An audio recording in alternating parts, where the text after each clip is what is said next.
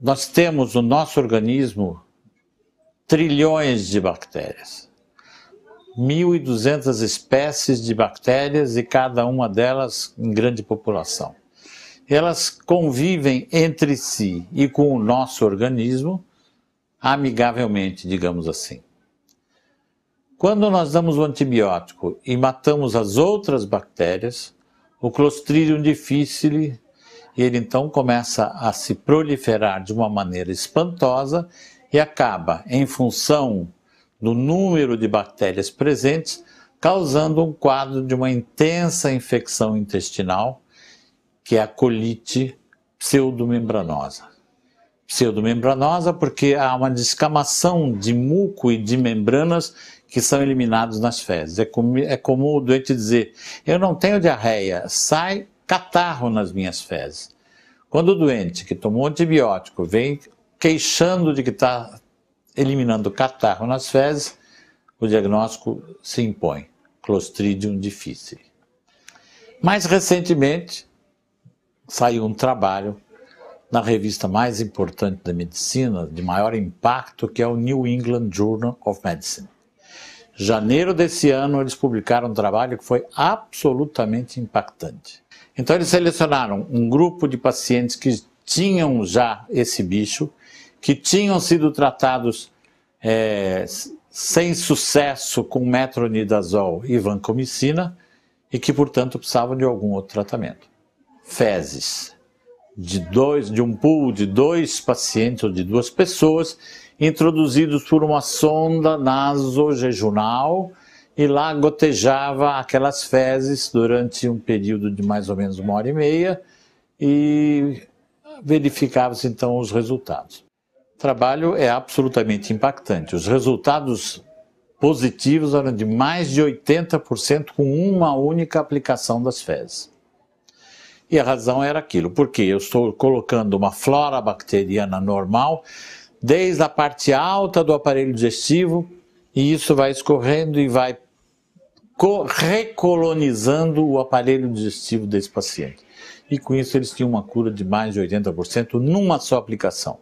Se fizesse 2, isso podia subir a 90% e 95%. Isso saiu em janeiro.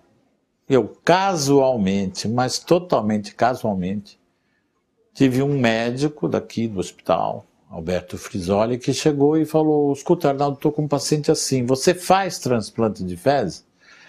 Eu falei, olha, eu já li a respeito e é simples e eu posso fazer. Então ele combinou, fizemos.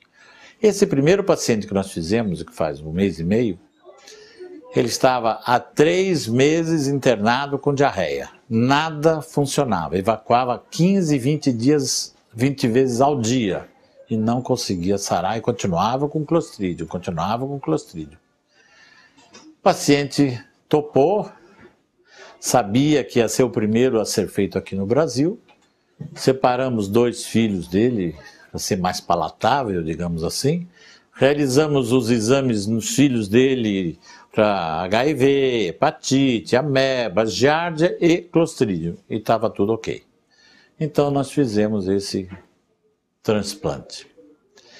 Modificamos um pouco porque o paciente me disse o seguinte, eu topo, mas eu não quero ver nada. Então o que eu fiz? Trouxe ele para endoscopia, sedei, passei um endoscópio por via oral, fui com o endoscópio até a região do início do jejum e lá eu injetei com uma seringa e pronto. Que durou 15 minutos, o paciente não sentiu nada, acordou, não sabia de nada.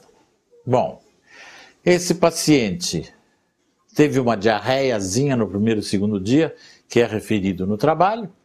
Terceiro dia não teve mais diarreia e já faz mais de 1 mês e meio, nunca mais teve diarreia. Então esse foi o primeiro que nós fizemos com sucesso retumbante. Então essa é a nossa experiência e isso é um campo, eu diria, muito entusiasmante. Entusiasmante por quê? Porque se fosse só para tratar Clostridium difficile já era interessante. Por quê? Porque morrem nos Estados Unidos, onde eles têm estatística, me parece que entre 20 e 30 mil pessoas por ano de infecção por Clostridium difficile. Então é uma coisa importante. E com esse transplante de fezes, esse problema fica resolvido. Que hoje, o órgão mais importante do ser humano é a microbiota intestinal. Porque o número de DNAs, o número de proteínas, é tão grande que é 100 mil vezes maior do que o resto da nossa economia. Esta microbiota influi em tudo, até na genética. Nós vemos que já em vários locais do mundo estão começando a usar esse transplante de fezes para retocolite ulcerativa, transplante de fezes para doença de Crohn, transplante de fezes para diarreia crônica, mesmo não relacionada ao Clostridium. Então o campo começa a aumentar.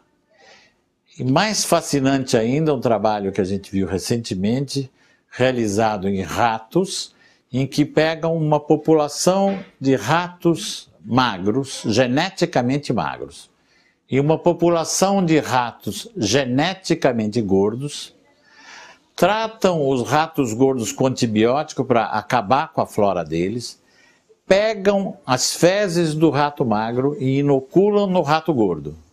E o rato gordo passa a não engordar mais. Mostrando que a microbiota do magro é diferente da microbiota do gordo. E que talvez, se a gente trocar essa microbiota, a gente consegue fazer com que o gordo fique magro. Então, este é um campo muito fascinante.